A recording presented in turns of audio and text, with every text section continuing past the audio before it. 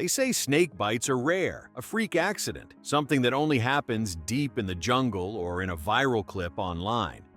But what if that's a lie? What if thousands of people are being bitten and no one's talking about it? What if the real cover-up isn't about snakes in the wild, but the systems hiding the truth? This is Snake Suckers, and today we're exposing why so many snake attacks are never reported and who's keeping them quiet. Snakes are one of the most feared animals on Earth. They've been the villains in ancient myths, horror films, survival shows, and viral clips. But what most people don't know is that the real danger isn't just the bite, it's the silence that follows.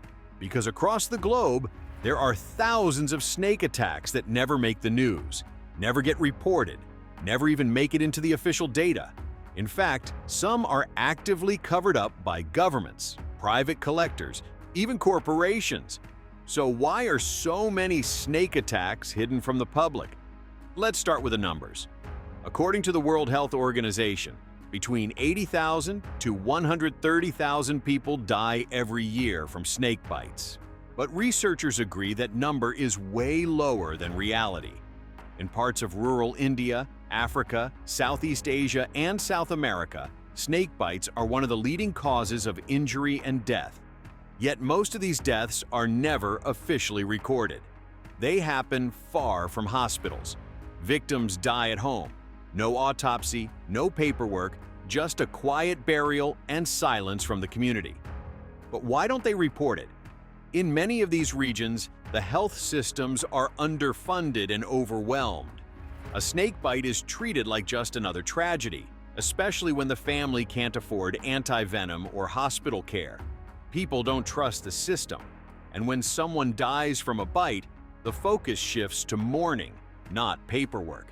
There's no legal requirement to log snake deaths in many of these places, so they just vanish from the stats. Now here's where things start to get strange. In certain areas where snake attacks are frequent, like in agricultural zones or tourist hotspots, local governments actually discourage public reporting. Why? Because the local economy depends on outsiders, tourists, workers, investors. And if word gets out that venomous snakes are a serious threat in that region, money dries up fast. You think a jungle tour business wants you knowing a cobra was found near the lodge last week? You think a resort is going to admit a tourist got bitten by a pit viper near their hiking trail? No chance. In those cases, bite victims are rushed to clinics quietly. The story is contained, and the public never finds out. Then there are the industrial cover-ups, mining companies, logging operations, oil fields. These businesses operate deep in snake territory, and when workers get bitten or killed, the incident is sometimes classified as a general workplace injury. No mention of the snake, no warning to future workers, no public safety notice. Why? Because it's cheaper to pay off one family or bury one report than risk shutting down a $1 million operation. And this isn't just happening in developing countries. Even in the United States, Australia, and parts of Europe, snake attacks get silenced, not because of lack of infrastructure, but because of liability and reputation. Take exotic pet owners. There are thousands of people around the world keeping venomous snakes in private collections, sometimes legally, sometimes underground. And when one of them gets bitten, it doesn't always end up in the ER. Why? Because they're afraid. Afraid of having their snakes taken, afraid of fines, afraid of the government finding out they're housing illegal species. So what happens? They treat themselves. They keep quiet. And if someone dies, the story gets covered up by a heart attack, unknown illness, or just straight-up denial. Especially if the victim was living alone or off-grid. Then there's the world of research. Venom labs, universities, and biotech companies all work with dangerous snake species for scientific purposes. Most of them follow strict protocol. But accidents happen. And when they do, the last thing these institutions want is public panic.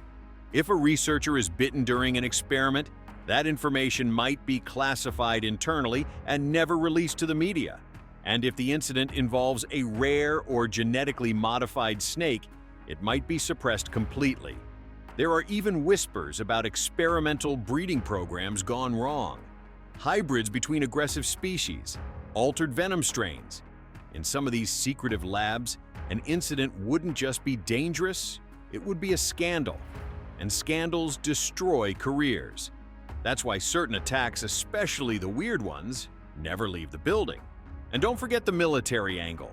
There are reports, mostly buried, about soldiers stationed in high-risk zones suffering snake bites during missions. But if the mission was classified, or if the location was off the books, the incident gets scrubbed. If a soldier dies, it might be written off as heat stroke or infection.